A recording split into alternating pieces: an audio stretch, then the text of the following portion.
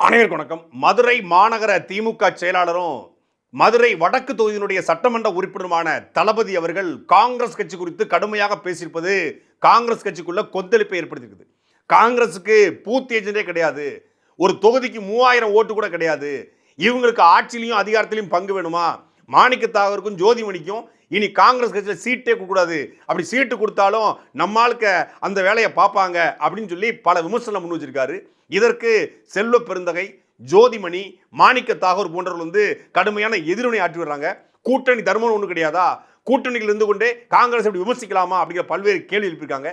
எதற்காக தளபதி பேசினாரு, ஏன் இவங்கெல்லாம் ரியாக்ட் பண்றாங்க அப்படிங்கறதான் இந்த காணொலி நம்ம தெளிவா பார்க்க போறோம். நீதி வழங்கும் போது அண்ணன், தம்பி, சொந்தம், பந்தம், பணக்கார, ஏழை எதையுமே பார்க்க கூடாதுடா, நாயத்தை மட்டும் தான் சொல்லணும். மதுரையில கடந்த 25ஆம் தேதி மொழிப்போர் தியாகிகளுடைய வீரவணக்க நிகழ்வு திமுக எடுத்தது. இந்த கூட்டத்தில் தான் மதுரையினுடைய திமுக மாநகர செயலாளரும் வடக்கு தொகுதியினுடைய சட்டமன்ற உறுப்பினரான தளபதி அவர்கள் பேசியிருக்காரு.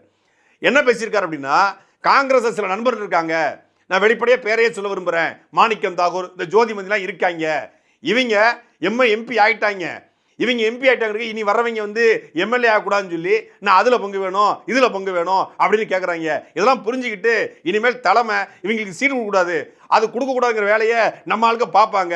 வந்து காங்கிரஸ் கட்சிக்கு எங்கெங்க வந்து ஆள் இருக்கு, ஒரு தொகுதிக்கு 3000 பேர் இருக்கிறான், அதுவும் வந்து பூத் ஏஜென்ட் கூட கிடையாது, இவங்களுக்கு வந்து அதில் பங்கு வேணுமா இதில் பங்கு வேணும்னு சொல்லி சாடி இருக்காப்ல. மாணிக்க தாகூர் இருக்காரு, ஜோதிமணி அவங்க எம்பி ஆயிட்டாங்க, அதுல பங்கு வேணும் இதுல பங்கு வேணும்ன்றான். அடுத்து இவங்களுக்கு சீட்டே கொடுக்க கூடாது, நம்ம கொடுக்க விடக்கூடாது, இல்லைன்னா நம்மளால அதுக்கான வேலையை பார்ப்பாங்க. 3000 ஓட்டு 4000 ஓட்டு மட்டும் தான் இருக்கு, ஆள் கிடையாது. வார்டுல பூத்து கமிட்டி போறதுக்கு ஆள் இல்லாத கட்சி.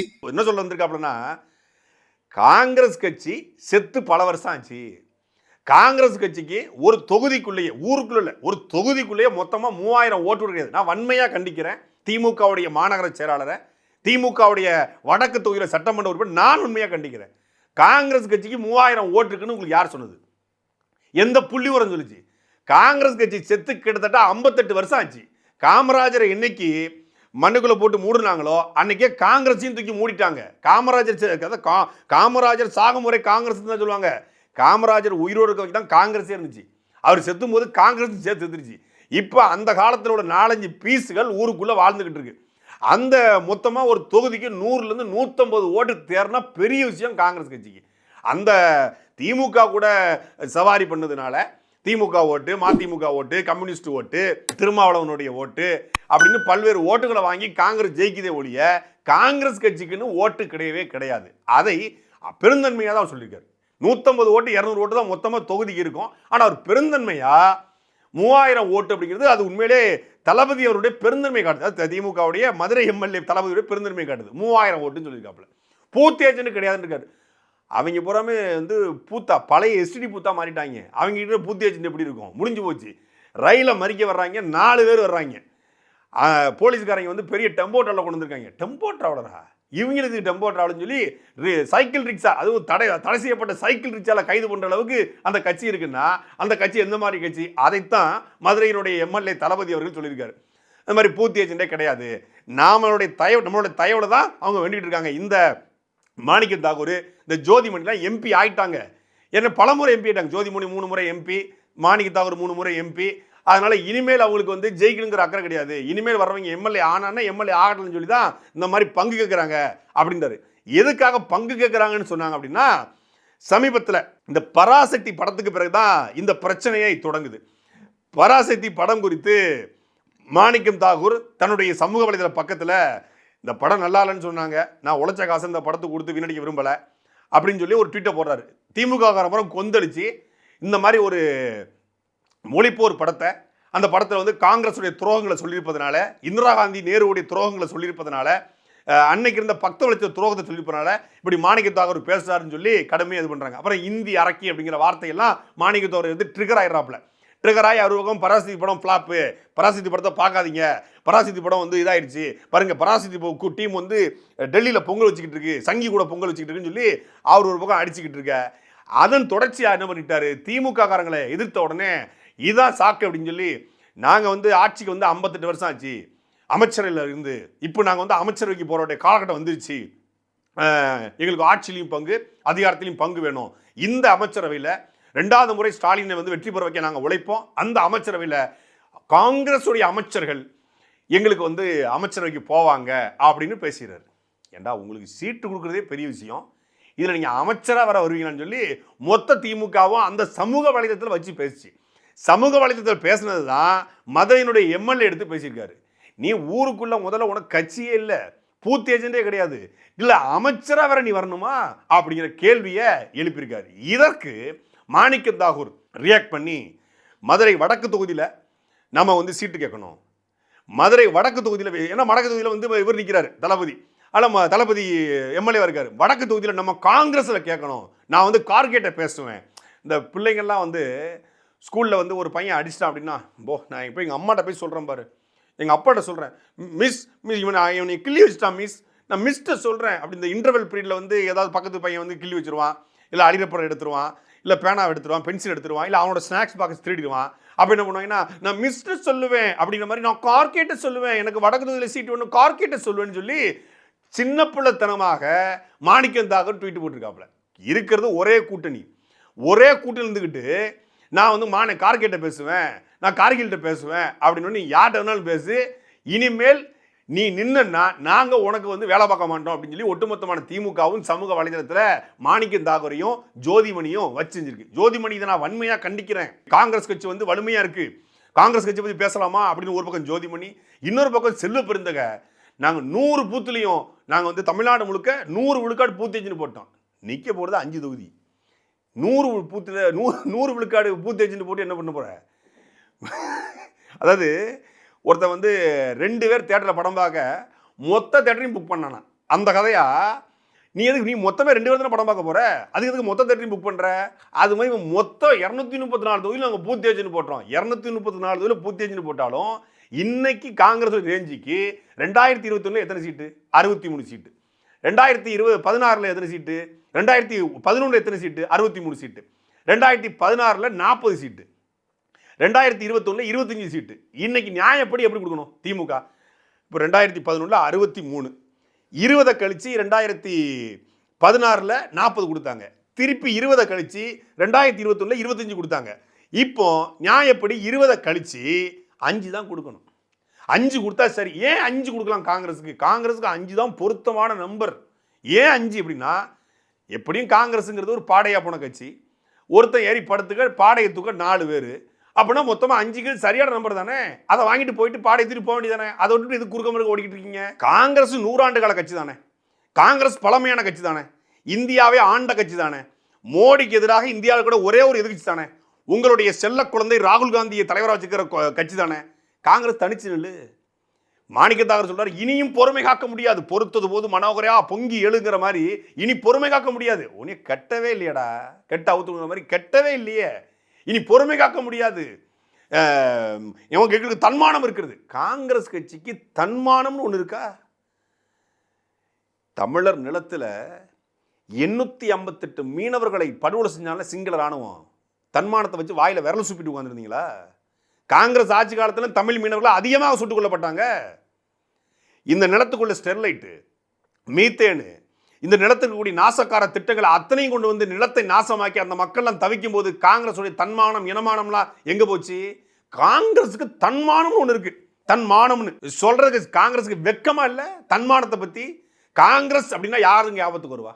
காமராஜர், பெருந்தலைவர், கிங் மேக்கர், நேர்மையினுடைய நேர் வடிவம் காமராஜர். காங்கிரஸ்னா காமராஜர், காமராஜர்னா காங்கிரஸ்.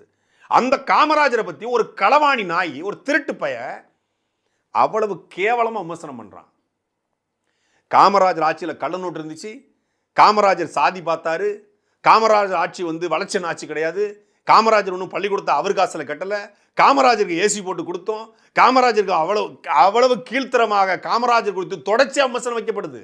இதே திமுக தானே வைக்குது, திமுகவோட ஆட்கள் தானே வைக்கிறாங்க, திமுகவுடைய சார்புடைய நபர்கள் தானே வைக்கிறாங்க. அப்போ உங்க தன்மானம் எங்க போச்சு? புடுங்க போச்சா? இன்னைக்கு ஆட்சியிலும் பங்கு, அதிகாரத்திலும் பங்கு இல்ல, உங்களுக்கெல்லாம் வந்து பூத் ஏஜென்ட் இல்ல, உங்களுக்கு 3000 பேர் கூட இல்லைன்னா உங்களுக்கு தன்மானம் வந்துருச்சான். காங்கிரஸ் கட்சிக்கு ஆள் இல்லைன்னு சொல்லும்போது வருகிற தன்மானம், காங்கிரஸுக்கு பூத்தி ஏஜென்ட் இல்லைன்னு சொல்லும்போது வருகிற தன்மானம், ஜோதிமணிக்கும் மாணிக்கத்தாகருக்கும் சீட்டு இல்லை, சீட்டு கொடுத்தாலும் வேலை செய்யக்கூடாதுன்னு வரும்போது தன்மானம், காமராஜர் பெருந்தலைவரை கிங் மேக்கரை திட்டும் போது ஏண்டா வரல ஒரு காங்கிரஸ்காரனுக்கும்? இந்த மாணிக்கத்தாகூர், இந்த ஜோதிமணி, இந்த செல்வ பெருந்தக அப்ப என்ன பண்ணீங்க? காமராஜரை ஒருத்தன் இழிவுபடுத்தி விட்டு, கேவலப்படுத்தி விட்டு, அசிங்கப்படுத்தி விட்டு நடமாடி கொண்டிருக்கிறான்.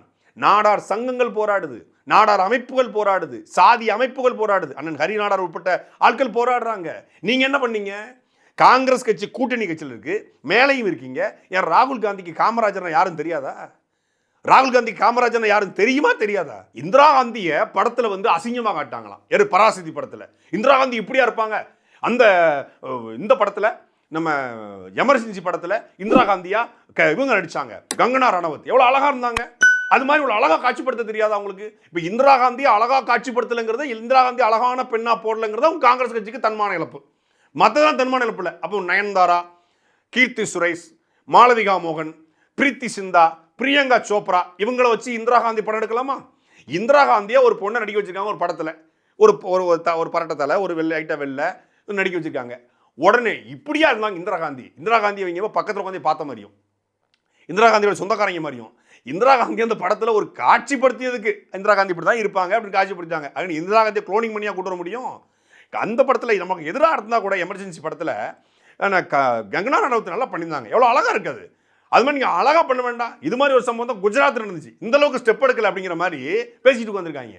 அப்ப இவரோட தன்மான இழப்புங்கிறது பராசக்தி படத்துல இந்திரா காந்தியை அழகா காட்டல, அழகான பொண்ணை இந்திரா காந்தியை நடிக்க வைக்கல. எப்படிப்பட்ட கேடு கட்ட கேவலப்பட்ட கட்சி பாருங்க காங்கிரஸ். அதுதான் பிரச்சனை ஒழிய காமராஜரை ஏசி போட்டு கொடுத்தாங்கன்னு பேசினாங்கல்ல, அப்ப எங்க போனீங்க? உங்க தன்மானம் எங்க போச்சு? அப்ப யாருமே கண்டனம் தெரிவிக்கலையே, அப்ப யாரும் வந்து கைது பண்ணணும்னு சொல்லலையே. அப்ப நீங்க ஒட்டுமொத்த காங்கிரஸும் நீங்க ஆக்டிவேட் மோடுக்கு வந்திருந்தீங்கன்னா காங்கிரஸ் தன்மானம் உள்ள கட்சி. 14,000 பள்ளிக்கூடம் கட்டி, அணைகளை கட்டி, ஏழை எளிய மக்களை படிக்க வைத்து, தொழிற்சாலைகளை தொடங்கி, நேர்மையான ஆட்சி நடத்தி, ஏழ்மையா பிறந்து ஏழ்மையா வாழ்ந்து எளிய வாழ்க்கை வாழ்ந்து இறந்து போய் சாகும்போது சட்டப்பையில 120 ரூபாய் பணத்தோட செத்து போன காமராஜரை இழிவுபடுத்தினா கூட்டணியாவது ஏதாவது நாங்க நிப்போம்டா அப்படின்னு நின்றுந்தா காங்கிரஸ் தன்மானம் உள்ள கட்சிடா அப்படின்னு பாராட்டிருக்கலாம். காமராஜர் அவர் காசியா வச்சு படிக்க வச்சாரு, சொந்த காசியா படிக்க வச்சாரு அப்படின்னு விமர்சனம் பண்ணும்போது நீங்க ஏத்து நின்றுருந்தீங்க அப்படின்னா காங்கிரஸ் தன்மானம் உள்ள கட்சிங்க அப்படின்னு நம்ம பேசியிருக்கலாம், பாராட்டலாம். இப்போ சமீபத்தில் ஒரு ஊடகவியலாளர் முக்தார் என்பவர் காமராஜரை பத்தி அவ்வளவு விரிவா பேசினார். அப்பெல்லாம் நீங்க யாருமே வந்து கொந்தளிப்பா வரலையே, இந்த மாதிரி பேசலையே. இதற்கெல்லாம் கொந்தளிக்காத காங்கிரஸ், இதற்கெல்லாம் தன்மானம் பார்க்காத காங்கிரஸ் இப்ப ஆட்சியில பங்குலாம் இல்லை, வேணா கொஞ்சம் நொங்கு தரோம் வாங்கி நக்கிட்டு போ, சங்கூதர் காங்கிரஸ் இதுக்கட பங்கு அப்படின்னு கேள்வி கேட்ட உடனே கொந்தளிச்சிட்டாங்க. உண்மையிலே திமுக இதற்கு இந்த ஆட்சியில பங்கு அதிகாரத்துக்கு பங்கிடக்கூடாது. ஈழத்தமிழர்களை கொத்து கொத்தாக கொன்றொழித்த கட்சி அது. வெளிப்படையா பேசுவோம், ஈழத்தமிழர்கள் கொத்து கொத்தாக கொன்றளிக்கப்படுவதற்கு காரணமான கட்சி இது காங்கிரஸ் கட்சி. இங்கிருந்து பணம் கொடுத்து, இங்கிருந்து ரேடார் கொடுத்து, இங்கிருந்து ராணுவம் அனுப்பி ஒரு தாலிக்கு 1.5 லட்சம் தாலியை அறுத்தவள் சோனியா காந்தி. மறுக்க முடியுமா? யாராவது மறுக்க முடியுமா? மறுத்து பேச முடியுமா? காங்கிரஸ் ஆம்பளை ஒருத்தர் இருக்கானா இதை மறுத்து பேச? இல்லைங்க, நாங்க வந்து இது அன்பு பரோட்டமா. ஏண்டா அன்புனா உங்களுக்கு என்னன்னு தெரியுமா? அன்புனா என்னன்னு தெரியுமா? தீ பரோட்டம் சொன்ன உடனே பராசக்தி படத்துல அன்பு பரோட்டம் மாணிக்கத்தாகூர் போடுற அன்புனா என்னன்னா அது காங்கிரஸ் கட்சிக்கு தெரியுமா? கொத்து கொத்தாக 1.5 லட்சம் பேர். உங்க உடம்புல ஒரு தமிழ் ரத்தம் தானே, நல்ல தமிழ் ரத்தம், பச்சை தமிழ் ரத்தம், தூய தமிழ் ரத்தம் ஓடக்கூடிய ஒருத்தன், தமிழை தாய்மொழியா கொண்ட ஒருத்தன் காங்கிரஸ் கட்சியில மானத்தமிழன் எவனாவது இருப்பானா? மானத்தமிழன் இருப்பானா? தமிழ் தெரிந்த ஒரு பெண் பாலியல் வன்கொடுமை செய்யும் போது உங்களுக்கு கூசல? உங்க உடம்பு உங்களுக்கு மனசு கஷ்டப்படல?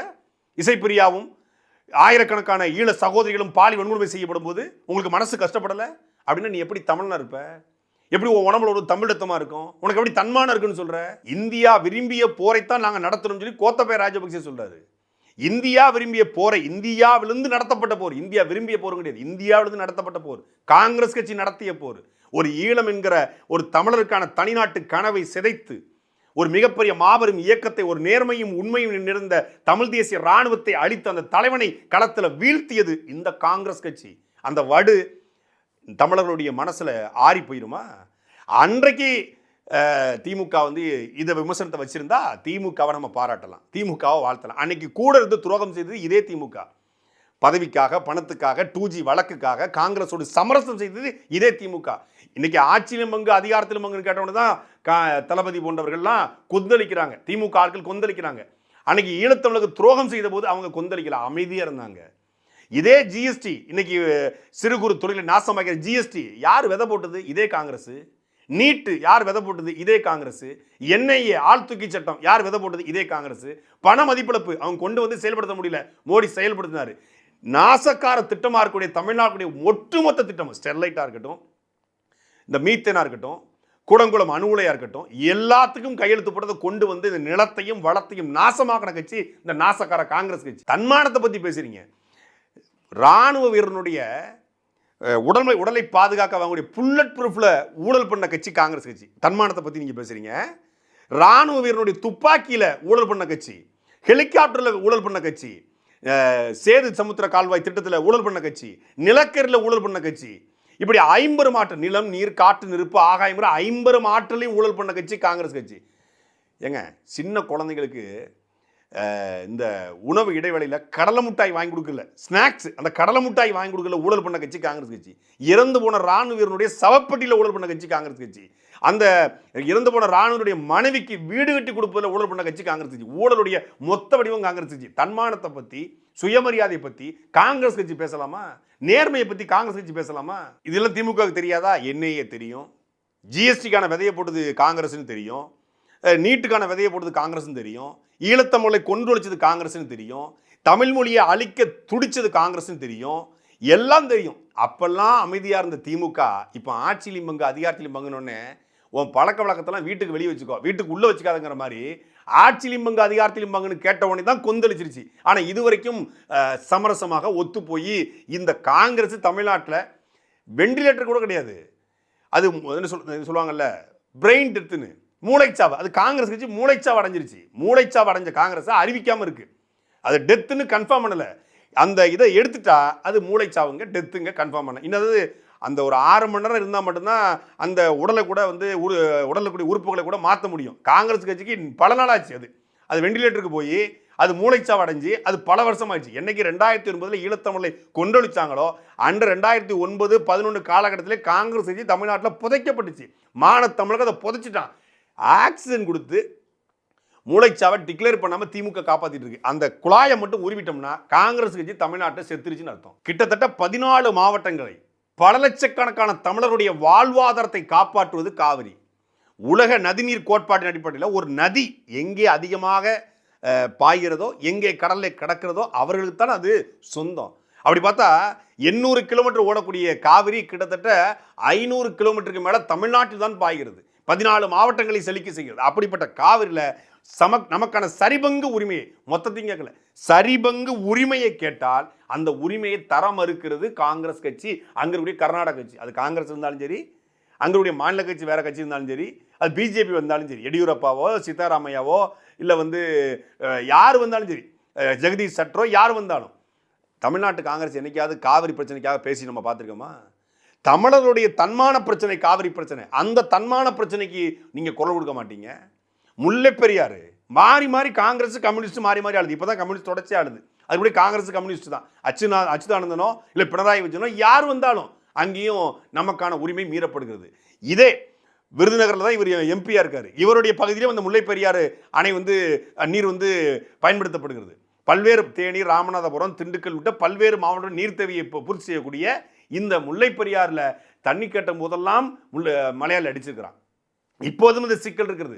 எப்போ வேணாலும் அந்த பிரச்சனை கிளம்பும். அந்த பிரச்சனைக்கு பேசி தீர்த்து இந்த காங்கிரஸும் அந்த காங்கிரஸும் பேசியதாக செய்தி உண்டா, வரலாறு உண்டா? பொதுவாகவே காங்கிரஸ்னா தமிழர்களுக்கு ஒரு வெறுப்பு உண்டு. ஈழத்தமிழர் விவகாரத்தில், நாசகார திட்டங்களை கொண்டதில், ஊழலை கொண்டு வந்ததில் வெறுப்பு இருக்கும். இன்றைக்கு இந்த பராசக்தி படம் வந்த பிறகு மொத்தமாகவே இந்த ஜென்சி கிட்ஸுக்கும் இளைய தலைமுறைக்கும் காங்கிரஸ் இப்படி கொத்து கொத்தாக தமிழர்களை கொண்டிருக்கா? சிவகங்கை ராஜேந்திரனுடைய மரணத்துக்கு காங்கிரஸ் தான் காரணமா? இப்படி பொள்ளாச்சியில் 200க்கும் மேற்பட்ட தமிழர்கள் திட்டமிட்டு இனப்படுகொலை போல, ஒரு ஜெனோசைட் போல நடத்தப்பட்டதுக்கு காங்கிரஸ் தான் காரணமா? காங்கிரஸ் தான் இந்தி மொழியை வலுக்கட்டாயமாக திணித்து தமிழ் மொழியை அழிக்க பார்த்தாங்கிற பல விமர்சனங்களை, பல வரலாறுகளை படிக்க ஆரம்பிக்கிறார். இது ஏற்கனவே இருந்தது. இந்த படம் கொஞ்சம் சொல்லிருச்சு, ஒரு மொழிப்பற்ற விதைச்சிருச்சு. உடனே காங்கிரஸ் தாங்க முடியல. ஆஹா, காங்கிரஸ் இருந்த கொஞ்சம் நெஞ்சம் மானத்தையும் இந்த படம் வாங்கிருச்சுன்னு அந்த படத்துக்கு எதிராகவும் அந்த படக்குழுக்கு எதிராகவும் நான் காங்கிரஸ் தான் இந்தியை திணித்ததா, காங்கிரஸ் தமிழ் மொழிக்கு எதிரானது டிபேட். ஆமாடா, காங்கிரஸ் தமிழ் மொழிக்கு எதிரானது, இன்னைக்கு வரைக்கும் எதிரானது. சொல்லுங்க காங்கிரஸ் கட்சிக்காரனை. மொழிப்போர் தியாகிகளுடைய நினைவிடத்தில் போய் காங்கிரஸ்காரன் மரியாதை செலுத்த சொல்லு. தமிழ்நாட்டு தானே இருக்கிற, தமிழ்நாட்டு மக்கள் தானே ஓட்டு வாங்குற, தமிழர்கள் தானே உனக்கு ஓட்டு போடுறாங்க. தமிழ் மொழி இனம் என்று காங்கிரஸ் கட்சி என்றைக்காவது பேசியிருக்கிறதா? நீ உனக்கு உண்மையிலேயே நல்ல மான தமிழனுக்கு பிறந்திருந்தா மொழிப்போர் தியாகிகளுடைய வீரவணக்க நாளில் போய் நீ வீரவணக்கம் செலுத்து பார்ப்போம். சொல்லப்போனால் காங்கிரஸ் திமுகவை மிரட்டுது. நீ எனக்கு சீட்டு கொடுக்கல, எனக்கு பங்கு கொடுக்கல அப்படின்னா நான் தாவேக்காக்கு போயிடுவேன். அது ஒரு 2 வருடம் பேச விடுறது, ஒரு பொதுவான ஆளை வச்சு பேச விட்டு தாவேக்கா காங்கிரஸ் கூட்டணி வந்தால் தமிழ்நாட்டில் மிகப்பெரிய மாற்றம் வரும், எங்களுக்கு அவங்க ஆட்சியிலையும் பங்கு அதிகாரத்திலையும் பங்கு தரேன்னு சொல்கிறாங்க. அவர் யார்? சாரு. அவரே அங்கே அனாதை நின்றுட்டு இருக்காப்புல. இது ஒரு அனாதை, அது ஒரு அனாதை, 2 ஒன்று கூட நல்லா இருக்கும். ஏன்னா மிச்ச சொச்சமும் மிச்சமும் கூட்டினா அது நல்லா இருக்கும். அது கிட்டத்தட்ட ஒரு முதியோரில் நடத்திட்டு இருக்காப்புல அவர். அதிமுகலேருந்து ஜேசிடி பிரபாகர் வாங்க 72 வயசு, வாங்க செங்கோட்டையன் 74 வயசு, வாங்க கூப்பா கிருஷ்ணன் அவருக்கு 75 வயசு. அதாவது அவர் கட்சி நடத்துவார்னு பார்த்தா அதிமுகவுடைய முதியோர் இல்லத்தை இவர் நடத்திட்டு இருக்காப்புல. அதிமுகலேருந்து யாரெல்லாம் வர்றீங்களோ வாங்க இங்கே சேருங்க, உங்களுக்கான முதியோர் நம்ம நாம் தமிழ் கட்சியோட அன்பு சோழன்னு சொன்னாங்க. இப்போ திமுக அரசு கூட அந்த அன்பு சோழன்னு சொல்லி முதியோர்களுக்கு ஆரம்பிச்சிருக்காங்க. அது நாம் தமிழ் கட்சி தான் சொல்லிச்சு. ஈழத்த தலைவர் பிரபாகரன் பண்ணார், போரில் பாதிக்கப்பட்ட வயதானவர்களுக்கான ஒரு இல்லம். அதுபோல் இவர் என்ன பண்ணுறாருன்னா அதிமுகவோட அன்பு சோலையை தமிழக வெற்றிகளுடன் நடத்திக்கிட்டு இருக்கு. அந்த அன்பு சோலை நடத்திட்டு இருக்கும்போது காங்கிரஸில் ஏற்கனவே இருக்க போகிற வயசான பீஸு அங்கே அந்த அன்பு சோலைக்கு போனால், அந்த முதியோர் இல்லத்துக்கு போனால் சரியாக இருக்கும். அதை போகிறது தான் சரி. ஏன்னா இந்த 2 ஒன்று சேர்ந்து மட்டும்தான் தமிழ்நாட்டு அரசியல். இப்போ குப்பையை இப்போ இந்த மூக்கில் ஒரு குப்பை, அந்த மூக்கில் குப்பைன்னா இந்த கூட்டுறவங்களுக்கு கஷ்டமாக இருக்கும். நம்ம என்ன பண்ணுறது, மொத்தமாக எடுத்து 2 ஒன்றா போட்டோம்னா ஒரேடியே டஸ்ட்பினில் அள்ளிடலாம். அதனால் இந்த டஸ்ட்டும் அந்த டஸ்ட்டும் ஒன்றா கொடுனா டஸ்ட்பினில் அள்ளுறதுக்கு சரியாக இருக்கும். 2026 டஸ்ட்பின் வருது. சாட்டை எடுத்து நாட்டை திருத்து, இளம் தலைமுறை தானே நீ வழி